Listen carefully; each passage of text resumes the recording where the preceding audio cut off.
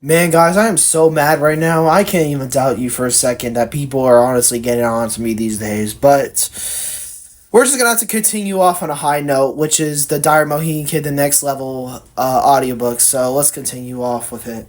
Chapter 11, Monday, with actually chapter 12 combined. So, ever wonder why life's been crazy? Yeah. Dad sending me to a realistic boot camp is crazier than eating a bar of red soap in your mouth. And running from Dad's past is hard to come past, considering he's gonna totally affect treatment for myself guaranteed. I cannot wait to visit Dad no longer, because in earning an OT1 or orientation 1 once more isn't strong enough for my father on being stopped. Mr. Gooseby seriously agreed because he's seen how me refusing meds has transformed. I took a shower, so I should say better. Transform a great pattern onto where heading directly out of or orange shirt could lead things as making amazing choices really drives blue maintained.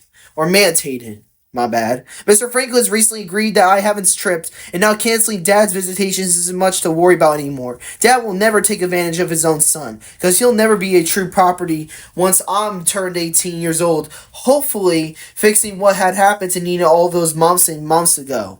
Bringing back now, we still are waiting to go back to outings. Last one we've enjoyed was infield, but yet again, we're wondering when Coach Wilson sets a date for Ohio's best laser tag joint plus the $5 $100 menu. Or the meal, my bad. I don't know why I think about McDonald's $5 menu.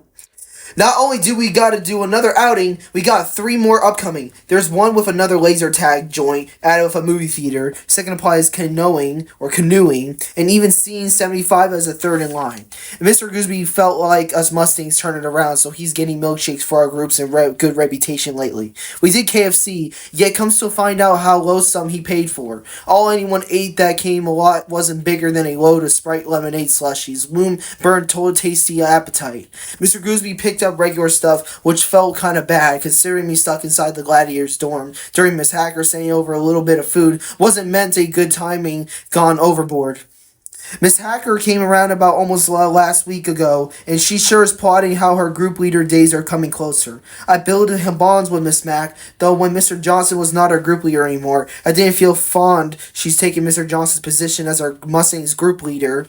Until beginning to shaking up and realize she's never been thinking uncaring thoughts has put me on to getting attached quicker, isn't intentionally giving up Hope's last standing, exactly from Camp Hope's taught tactics used here. Nina's wanted me to forgive others, so forget other problems, move on forwards. Backlashes feel needed when coming up with more with me and Kenneth. Overall, Kenneth's story got myself sneaking out one day in particular. Idle and me, aka Kenneth and me, in 2021. Chapter 11, Part 1. Kenneth was usually my neighborhood right down the connected block, so basically you have to take I'm not going to explain all that, because all that direction telling is kind of BS. I can probably tell you're confused by this map. Phew, what a somewhat detailed map. Anyways, I walked through a hot sunny day. Kenneth told me he was going grocery shopping, and I told him I'll sneak out with him. I think I can remember lying to Mom and acting like Kenneth was doing something else worried me if Mom could find out. Kenneth took Jaden and Jasmine, including his sister revealed to be his sister, also named Jaden. Kenneth let Zion join, who's Kenneth's little brother. Zion's always acting gangster around Caleb, treating him like he's Prude's bloodworthy, until pretty much Kenneth's hatred for future reference game baiting fake shit is hella annoying inside Kenneth's mind. Sorry for cussing. Kenneth leading me and everyone else through a shortcut, walking towards a closer grocery store nearby. Kenneth walked to act all proudly. I may never wonder what it cost to pay or plague Johnny Cage or acting non-suspicious, but I'd really kept those thoughts to myself during a minimal crisis, under Mom's supervision nearly getting more ugly, as I thought while Kenneth grabbed his grocery bags out of there. And heading back relieved me. That's not only one crazy story Kenneth spared around summertime either. Chapter 11, Part 2. When coming to Waterworks, Mom bought tickets earlier than a bird. It began around June 2021, and Mom introducing herself wrapped wherever she's introduced herself at. Later, Kenneth came crashing outside his apartment along others. Isaac tagged along with me, including Bradley. Bradley took so long to get prepared, I'll be ready to leave him home alone, said and done. It was basically me and Kenneth and Isaac and Bradley heading towards for Waterworks, so Mom put us all in her red-orange Honda car, difficultly fitting them guys back-seated. Waterworks, luckily, is only 3 minutes away, beating time's particular moments successfully best. Once walking made us go into Waterworks wave pool. The wave pool was packed. We kind of blew through, finding never newer chances, my bad, humping waves blown automatically. It became a favorite, dealing whistle after whistle when lifeguards told ourselves to stop going ballistic. Ken was that guy. Sliding through high drops wasn't fun, it was funnier. Kenneth, comedian himself, in front of a whole dozen of visitors. Hot chicks see me brave past them, and Isaac don't stop. Keaton Norris came after, yet Caden, from what I can tell, does crazy things inside Waterworks stalls. It'll be my guess if I could just censor Caden's nasty indignity days outwards. Kenneth at one point would have went fishing with my family members, but he never woke up. Kenneth loves being lazy, constantly sleeping away till 1 o'clock in the afternoon. Kenneth's mom doesn't have a vehicle to drive with. Explains why Kenneth's game or gone grocery shopping every single day. Kenneth's mom had a black car, but has been sitting there in front of Kenneth's apartment years ago. Sad. Over time, after leaving California since then, Kenneth grew muscular abs as well as his arms being big buffed blocks. I scrubbed up around Instagram one day and Kenneth sending me a pic showing newest things about himself. This wasn't easy for me to say, absolutely baffled. Yeah, Kenneth hasn't stopped giving me when he was giving up on me when he first told me how he'll work muscle one day indeed. Now Kenneth got his wish because, boy, 2023 is a monster. Next week's a charm, earning learning phase, knowing all my requirements since dawn. Chapter 12, Tuesday. The chapel wasn't been opened or hasn't been opened for almost a solid month or maybe a month. Well, yeah, basically. Dr. Miller looks to be opening another session inside his chapel remains and finally going back into preaching for God isn't too bad. My father's problem wasn't over just yet. Mr. Peterson's been investigating for what Dad did, hidden and kept while inside Dad's closed doors around January 2022. Really wouldn't hesitate on what honestly occurred truthfully. I got suggested 11 days forward bumping into Dianco's butt. This has been the 4th time in a row, and only 3 days got added for myself, particularly despising a rough patch. Feeling 7 more days added by Skylar's graduation potential. I'll admit, even when Desmond thought me taking accountability would never be set stones, I proved Desmond wrong. When calling group again, Desmond and Chris was not sure about myself, still working on change. I think Desmond is pure negative because he's willing to win himself, not others. Desmond's another selfish coward in my book. Skipping Dez's weeks could pass by eventually. Not wishing for him to lose, all I just said right in there will be moving forwards anytime. That's a goal inside book 3's progress served. I'm gonna keep changing even if splitting at Chris calls as assault. Whatever is totally fine, but letting peers chill about my actions, potentially disrespectful, can cool off quick. Yes, even when Desmond does come at me towards not showing learning phase expectations, he's trying a lot for things to blow up, not gonna be fair inside minds think alike, while getting triggered wasn't tolerate, wasn't tolerate, or whatever you call it, wasn't. You know what? Let's not even bother. Once healed, it won't be an issue for me again. Skylar tried putting stuff to blame my medications I've not taken because a closer blow up that almost became a huge couldn't tolerate anymore. Maybe Skylar's right, maybe he isn't, except what I believed is right isn't much of an issue these days, especially for those who been on pills before. Popping pills made me extremely tired, cranky, angry, and more. However, I won't let someone who's higher than me still feel worse. I gotta keeping exception, my bad. Peers criticism, once going outside there, can be full of it. One of the hardest things everyone coming into here should figure out why accepting accountability is really hard. Until yet today, I came past certain obstacles from avoiding difficult decision making, which refers decent amounts of peers all over campus having loads of ITOs inside my handbook's back page, my bad. Description explaining our working titles later from future all-stars or future celebrities. Miss Mac found out about me cutting up, so Miss Mac is going to talk to me about my issue. Desmond's manipulating her, and Dad, sorry about that, told myself once I cannot make it out of here, he'll send myself over into boot camp's nightmare fuel. Before Miss Mac's attention onto me, we hanged outside playing football while sitting down with no purses and confident Worthy. Then Mr. Johnson walks outside with his Buccaneers dorm and picks me up. Mr. Johnson and me have waited for a perfect moment to go look at his own yearbook. Surprisingly, Mr. Johnson's yearbook was a football album. Yes, a football album. because he used to play it. Talking back or taking back in the closer towards middle 90s, Mr. Johnson played the Big Reds team around Miss Johnson's high school timeline. Mine is gory old days, because I asked Johnson a question about his gory old days to see if people inside Mohican Youngster Academy say otherwise. So Johnson definitely disagreed and moved forwards. Mr. Johnson Buckdorn was looking better than our Mustangs' great room.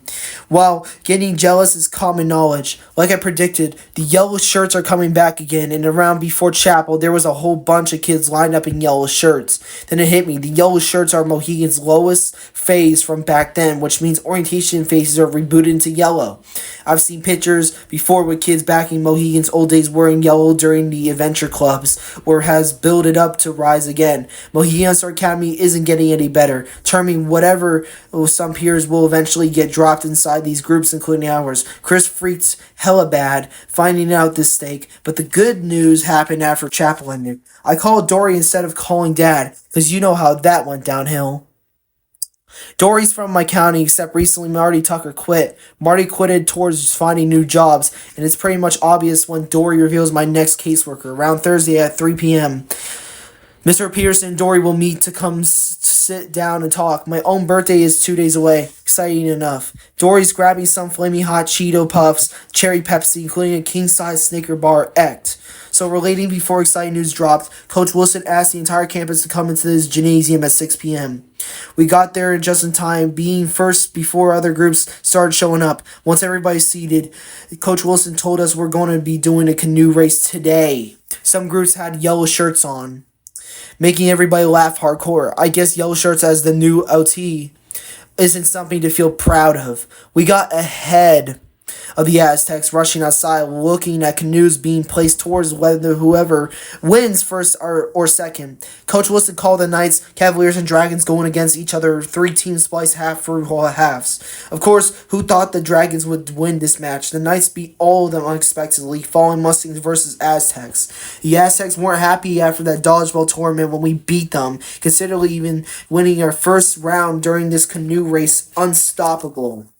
I'm not going to cap. The Aztecs copied ourselves last time, perfectly mashing revenge at last. The Aztecs won and came up about first place. I'll make sure whoever tries focusing out a group won't surely be me, because really, earlier inside Mohican's cafeteria, one peer from the Aztecs goofied himself around, and putting myself face blush while wiping tables and seats back and forth. Swish, kind of annoyed who's not willing to focus out a group nevertheless.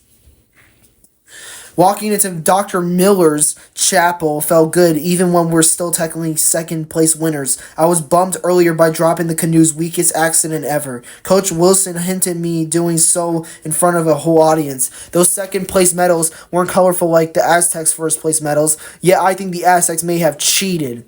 We're going canoeing either Wednesday or Thursday, depending on what Dr. Miller says that'll keep its Wednesday spot. Lately, the Aztecs done horrible. And I mean horrible compared from the Mustangs side flickered over. Until we're ready, set, and go. The Aztecs will dominate far for right now speaking. Also, journaling as a coping skill can't get easier. Miss Max totally being BS, figuring how she'll consider this journaling daily with no pribs depending Mr. Gooseby agreeing 100%. Like, I am not about to put up reading Mohican's stupid handbook 11 days straight, knowing updating them handbooks need reality ASAP. And you know what? Let's continue with chapter 13, because this has been 13 minutes so far. I think we need to do a little more.